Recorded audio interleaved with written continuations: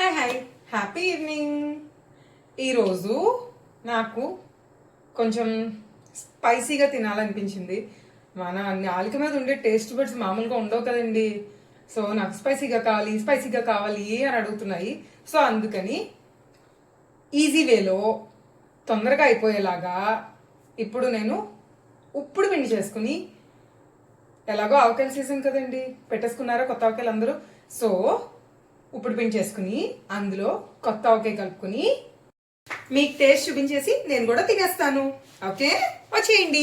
పాలలో ఆయిల్ వేసేసి అది హీట్ అయిపోవాలి. హీట్ అయిపోయాక నేను బియ్యపు నూక ఈ గ్లాస్తో 1/4 తీసుకుంటున్నాను. సో దానికోసం ఈ గ్లాస్తో 2.5 గ్లాసులు వాటర్ యాడ్ చేసుకోవాలి.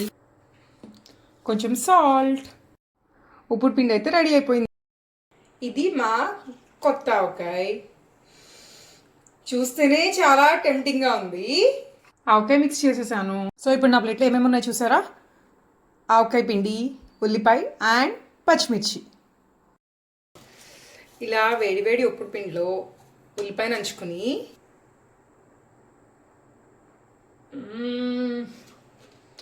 సూపర్ అండి. అలా మిరపకాయ కొరుకుని తింటే సూపర్ అంటే సూపర్.